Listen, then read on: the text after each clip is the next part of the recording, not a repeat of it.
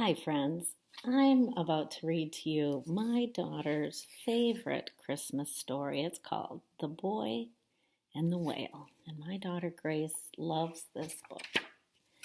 We've loved it so much we lost the cover. The Boy and the Whale. A Christmas fairy tale by Eric Metaxas and illustrated by Paul Lopez. This was written in 1994.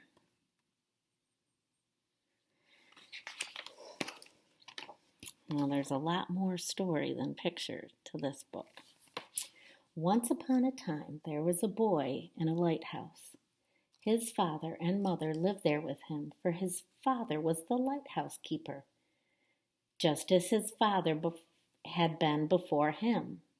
Now, this particular lighthouse was on a rather small rocky island, some miles out to sea.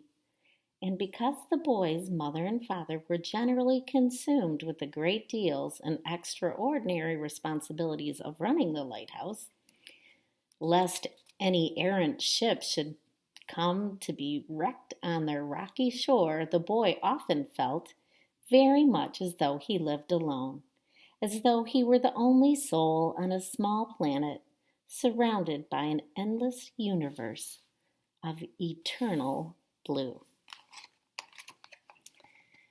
This picture may kind of give you an idea of why he felt that way.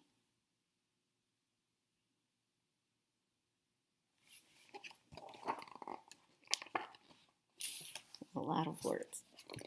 So the boy spent hours and hours wishing that he had someone, a friend with whom he might enjoy the long and salty and windy days. He so wanted someone to talk to and to play with.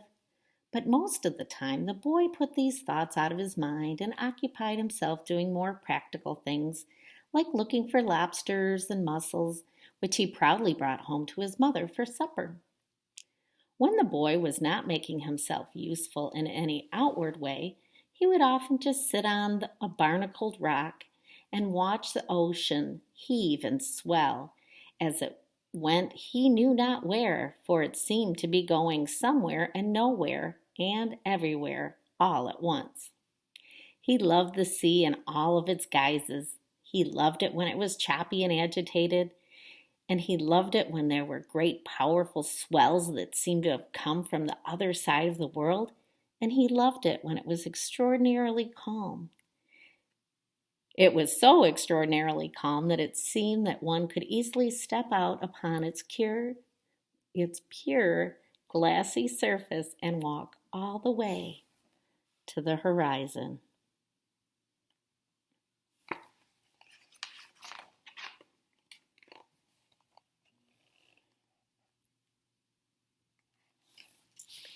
And the boy sometimes wondered what it was like below the changing surface where the fish and other animals lived, and where it was always the same, quiet and calm, untouched by the weather in the fickle world above.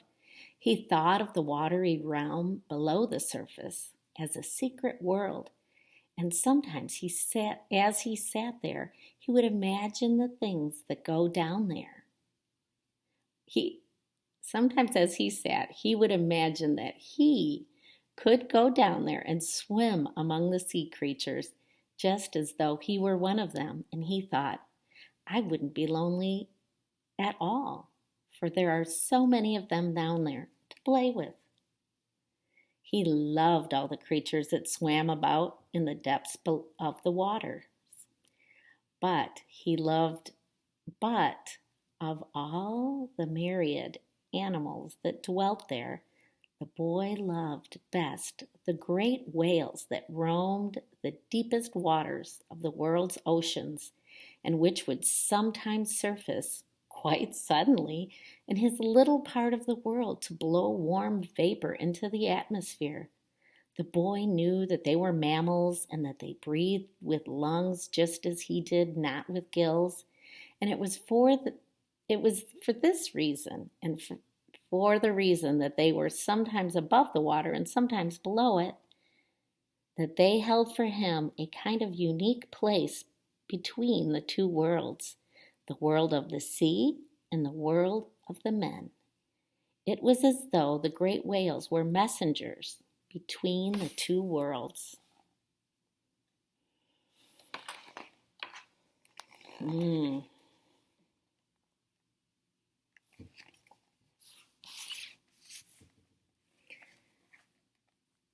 Now, the boy knew that there were various types of whales, but the type he most thought of was called Orcinus orca, or what his father called a grampus, or a killer whale.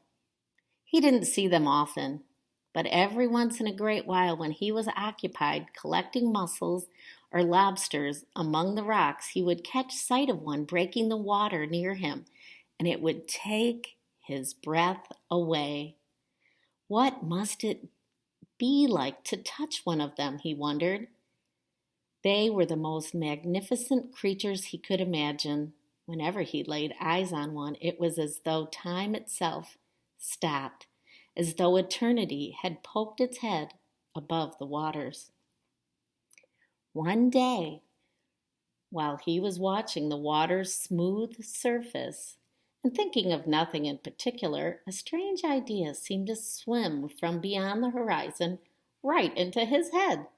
He thought, if I could have a friend, a true friend, I would want it to be a whale.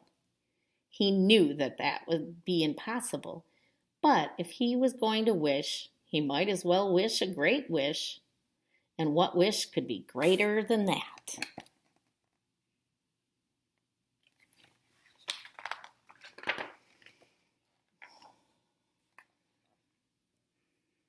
But then he realized that Christmas was coming. How the boy loved Christmas.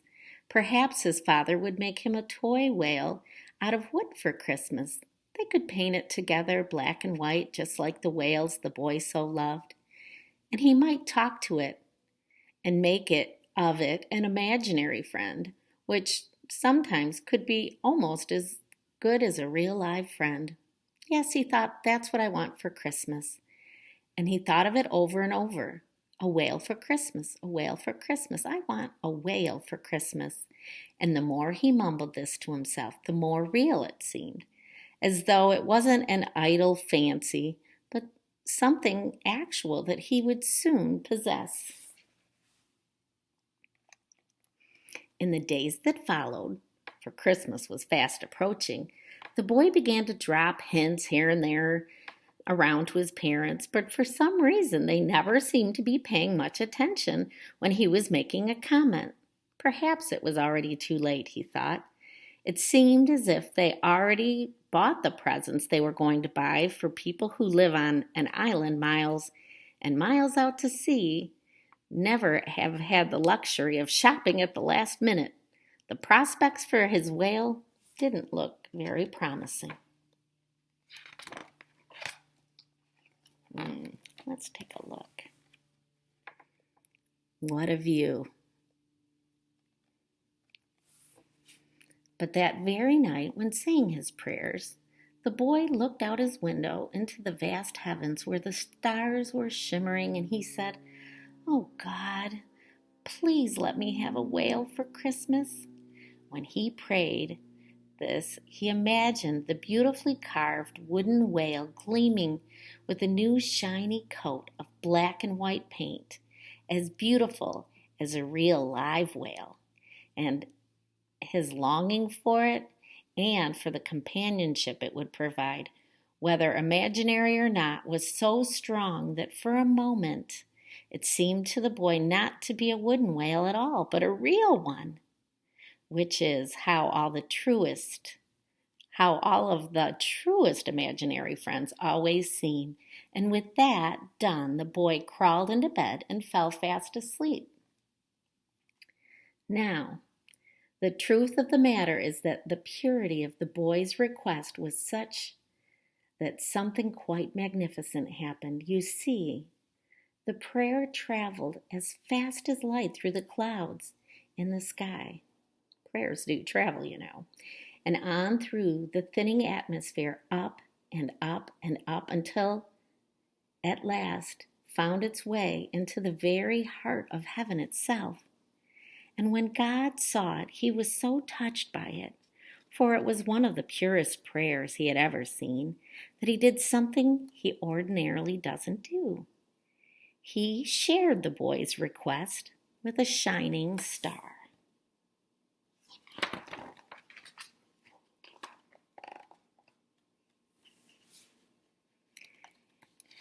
And as soon as the star heard it, it gave a shiver of delight. And as soon as the star heard it, it gave a shiver of delight. You may have noticed it twinkling if you were looking up at the sky that night. And so that star told another star who told another and another, until the whole brilliant canopy of heaven was aflutter with the poignant news of the boy's request. It would not be an untruth to tell you that astronomers the world over scratched their heads that night in wonderment at such terrific twinkling of stars. None of them had ever seen anything like it.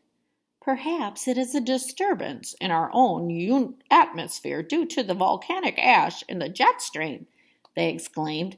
But of course, you know, it had nothing to do with it. Then a young star, off alone in his own quadrant of the sky, heard about it. He was one of the last ones to hear about it, for he lived far off from the other stars. But when he heard the story of the boy's loneliness and desire for companionship, he was so moved, for he was often quite lonely himself, living out there at the edge of the sky, that he volunteered to take the message to Earth himself, so that something could be done. And so he did. In an explosion of love, the star burst from his station into the heavens and fell to the earth, falling and falling and falling in a great blazing shower of light.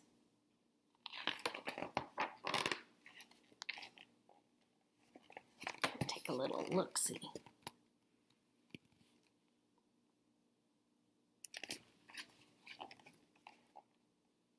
You might see. Somewhere far out in the ocean, on a coral reef, there was a gathering of sea stars that night. As he plummeted toward the earth, the stars saw them, and because all he had ever known were stars, he landed in the water near them. And there in the water, with his last breath, he told the sea stars what the stars in heaven had learned.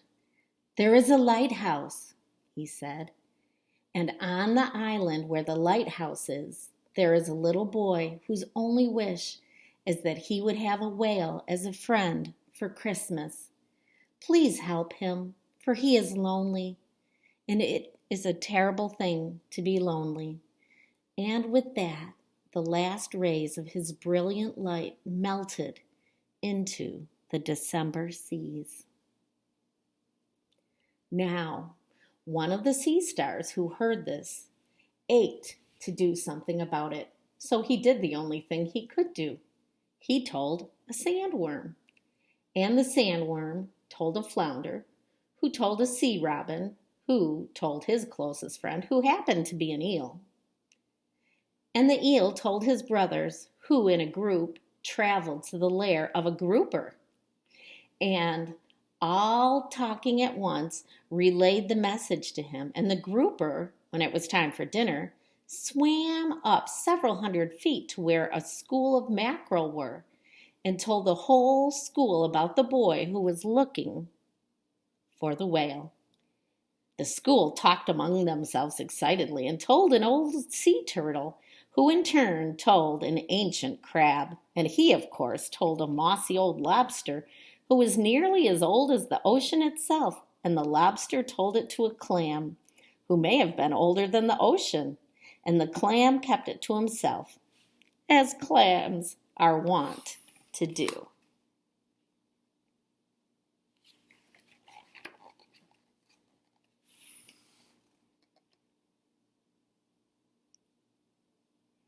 Oh, some of my favorite whales are in this picture.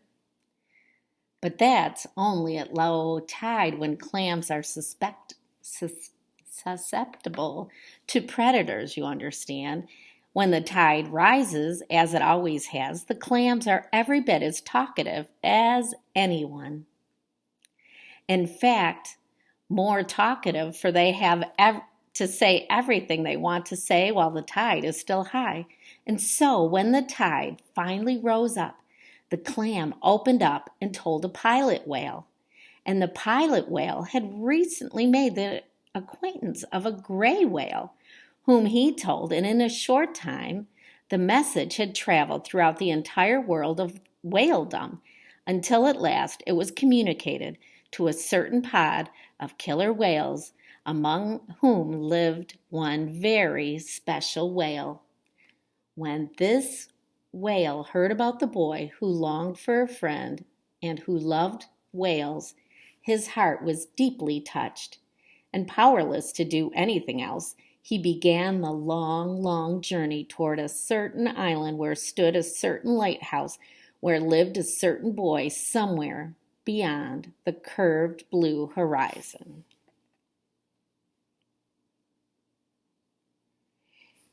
I didn't know clams were talkative when the tide was high. I do know whales are talkative, however. Okay, here's the boy decorating the tree on Christmas. It is quite a beautiful tree. When it was only 2 days until Christmas, the boy in the lighthouse wondered if his prayer would be answered. A whale for Christmas, he answered. He thought, a whale for Christmas.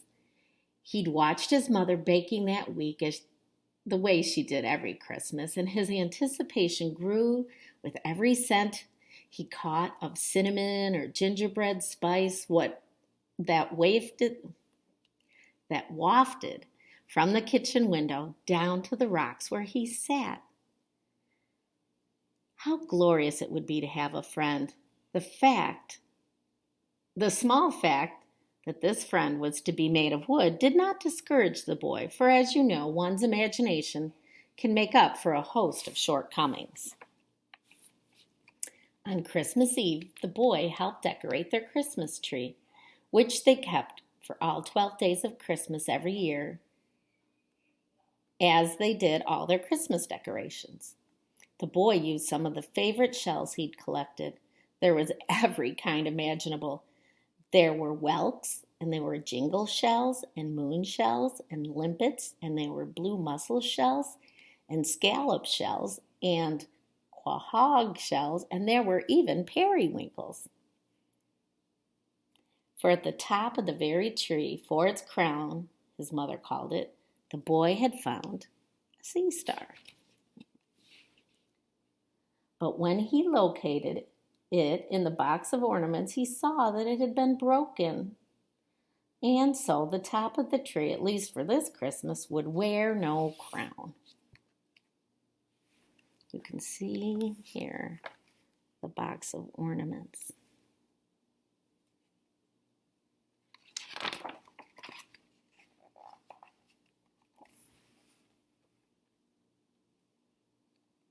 Imagine all the shells they would find living in a lighthouse. Very cool. After the tree was decorated, they ate dinner together.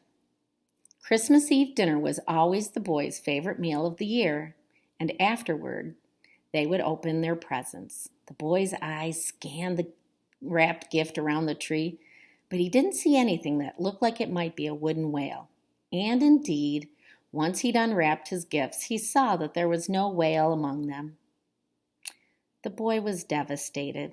Although his other presents were what he had wanted before he had gotten to thinking about a whale, a pair of woolen mittens, and a drum, and a set of tin soldiers, he found it difficult to appear enthusiastic. This, coupled with the fact that he went to bed early without having to be told, made his parents think that he must be catching a cold. Once the boy was in bed, he could think of nothing else but the whale he had hoped and wished and prayed for. Had he done something wrong? He looked outside his window and saw that a gentle snow had begun to fall. It made him feel a little better to see at least it was snowing on Christmas Eve. At least he would have a white Christmas, he thought, and perhaps he might even make a snowman, and then the snowman could be his imaginary friend, at least until it melted. But a friend for a short period of time was better than no friend at all, which is a great truth acknowledged by all poets and philosophers of the universe. So it was on this thought that the boy's mind dissolved into its own soothing ocean of sleep.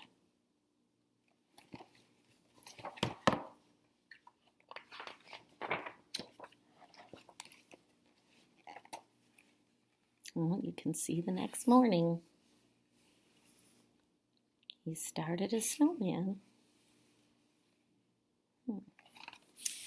When Christmas morning finally came, the boy saw that the snow had stopped, but it had left about a layer of white powder several inches thick, transforming his island into even more of a glistening Arctic world. There seemed to be enough snow to build a snowman, and the boy decided he would do just that, and perhaps after he would come inside and play with his new tin soldiers. He put on 2 pairs of woolen socks and his rubber Wellington boots and a sweater and his oilskin jacket and his new mittens, and he went downstairs past the starless tree and out the door and down the path to the water. He stood on his favorite rock and looked out toward the horizon. How much he wanted a friend. He began rolling a snowball larger and larger for the base of the snowman. But his heart was not in it. How could he become friends with a snowman when he'd already become friends with the whale in his imagination? Even if the wooden whale had not materialized under the Christmas tree, it existed in his mind and imagination. It existed in his heart, in the place where all things really existed.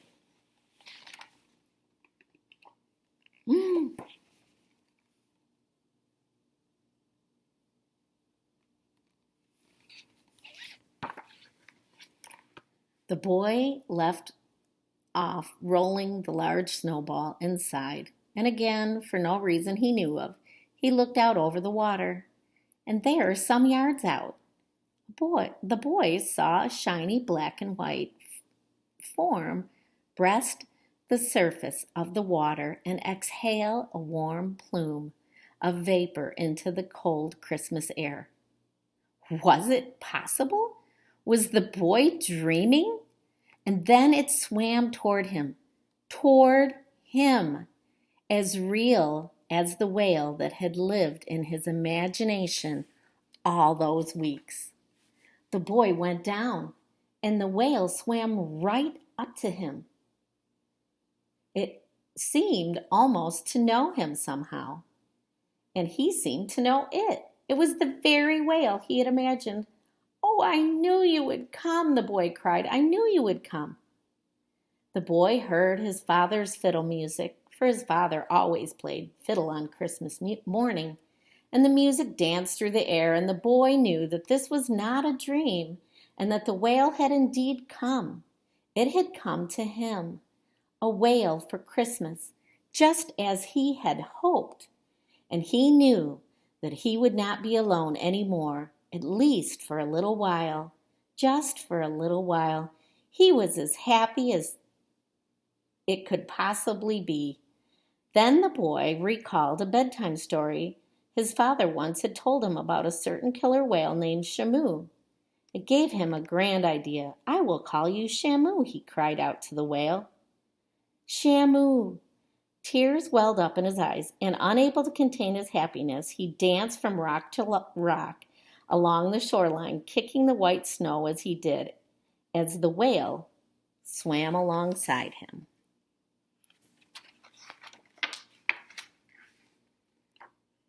And at last, the boy had a friend.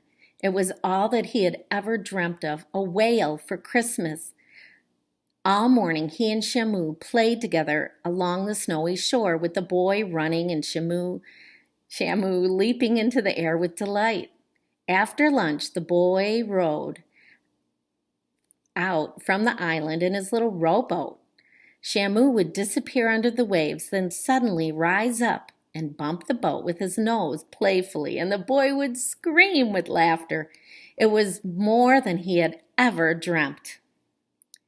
And so it went. The next morning, as soon as the sun rays came into his room, the boy got dressed and ran down the path to the rocks to look for his new friend. Shamu, Shamu, he cried, wondering whether his memories of the previous day had been a dream. But then the whale appeared, and their second day together began. The second day of Christmas. It was twice as much fun as the first had been, and the boy thought he would burst with happiness.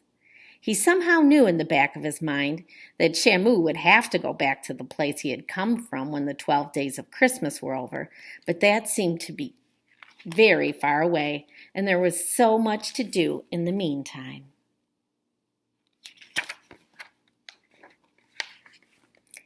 And so the days passed, each one filled with the joys of friendship which the boy had always longed for. Sometimes, to the boy's unspeakable delight, Shamu would bring him things from under the sea, or breach the water several times, each breach seeming to carry him higher than the time before. Each day brought a new adventure. One day, while they were in a cove on the far side of the island, they came suddenly upon a group of killer whales. Although the boy knew that Shamu loved him with all his heart and he loved Shamu, he nevertheless sensed that his time with the big whale would soon come to an end. Then the boy remembered that tomorrow was the 12th day of Christmas, but it couldn't be. How quickly time had passed! It didn't seem possible. Orcas live in pods. They're groups of killer whales.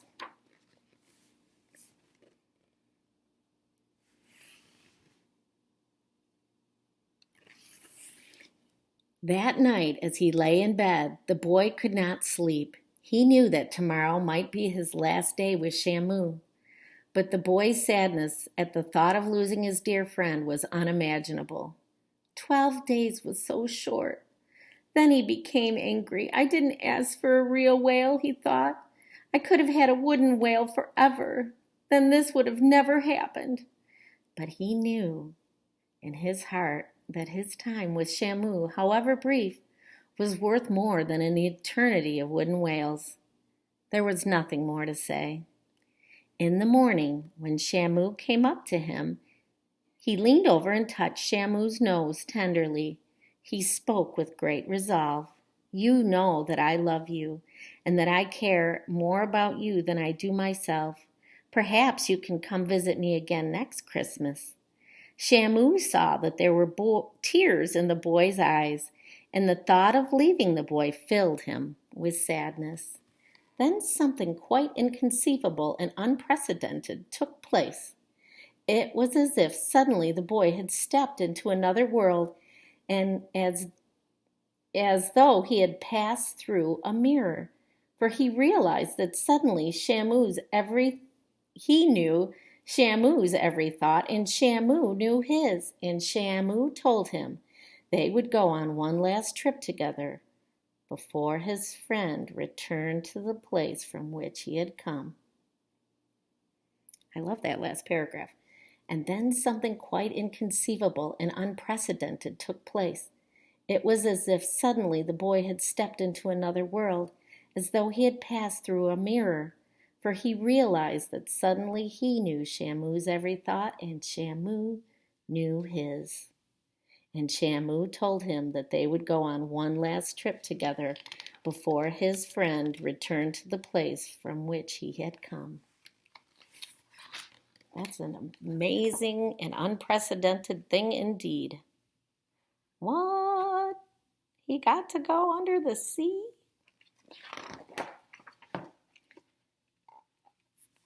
Then it happened. In the next moment, the boy found himself on Shamu's back, riding with him into the water. Something magical truly had happened, and in another moment, something yet more amazing took place, for before the boy knew it, he and the whale were both under the water, on the other side, below the shifting surface, below the wind and the waves, traveling together, gliding and soaring like aquatic angels in the depths of the blue sea. The boy could not comprehend all of the marvels he saw. As they swam along, they were greeted by a great schools of fish. Each of the fish that passed them seemed to know who he was, as though they'd heard of him and spoken of him among themselves long ago. And when he and Shamu passed over a vast oyster bed, casting a great shadow as they did, the oysters each snapped a greeting to him in turn. Shamu dove deeper, and the boys saw great sharks swimming about in their dull, predatory way. But he knew he was safe on Shamu's back. He saw seahorses and bluefish and striped bass and sea robins, and he saw graceful rays flitting along across the sandy bottom like windswept leaves.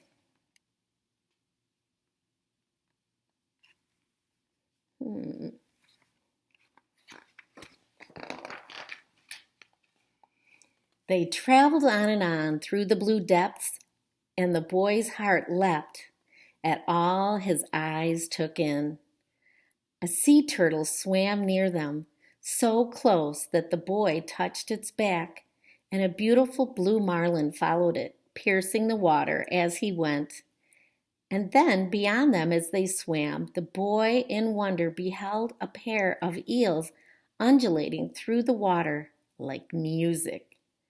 I'm in a dream, the boy thought. I'm inside a dream. But he knew he wasn't dreaming. Weren't his memories of the time when he was lonely and had no one to play with the dream? Had that time ever really existed? It seemed that he and the whale had been together here under the water forever, and it was the other world and his life above the water that were fragments of the sad and distant dream that he had dreamed long ago.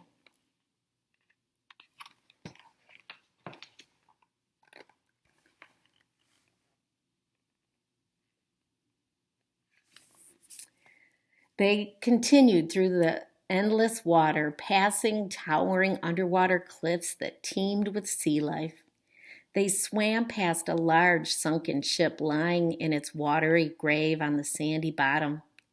It had probably made its last voyage more than 100 years before. Soon the boy saw sea creatures that he did not recognize from any of his books, and he knew they were in another part of the ocean from where they had started. And at last, after traveling a long, long time, they came to a great coral reef that seemed to stretch in every direction. The boy saw that there were sea stars on it everywhere, as far as the eye could see. And here Shamu stopped.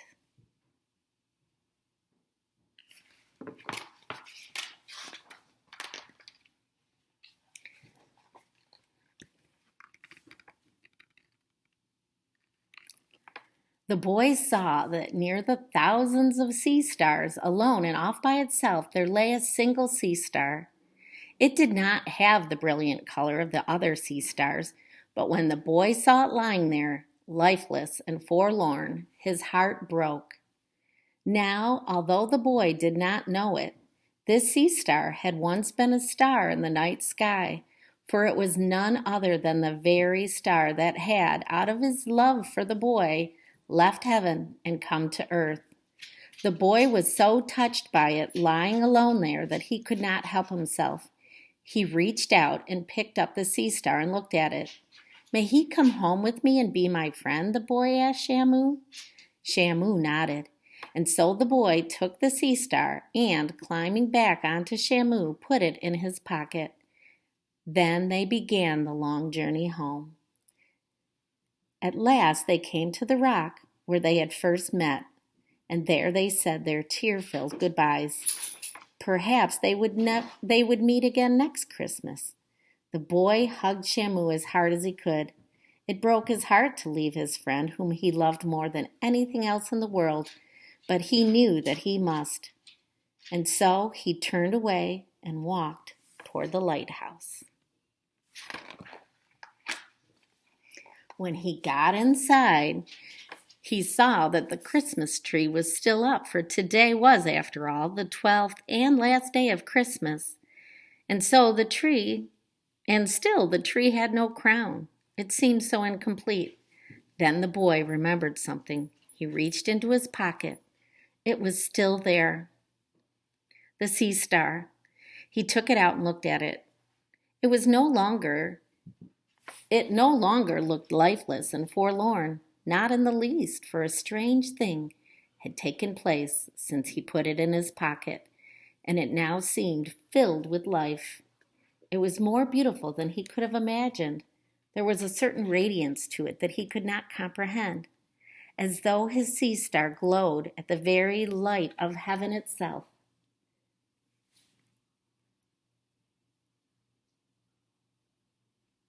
There was a certain radiance to it that he could not comprehend, as though his sea star glowed with the very light of heaven itself. The boy's heart leapt. He climbed onto a chair and put the sea star on top of the tree and smiled. And now, as he beheld it, the boy's heart was filled with its light, and he knew he would never be lonely again. And these two guys wrote this book. Eric is the former editorial director of Rabbit Ears Production and the renowned author of more than 20 children's books and videos. I did not know that. Paul Lopez is best known for his fabulous and realistic marine life paintings. His work has been featured in many books as well as in educational art posters for SeaWorld of California and Florida. Well, there you go. There's my Gracie's favorite Christmas book.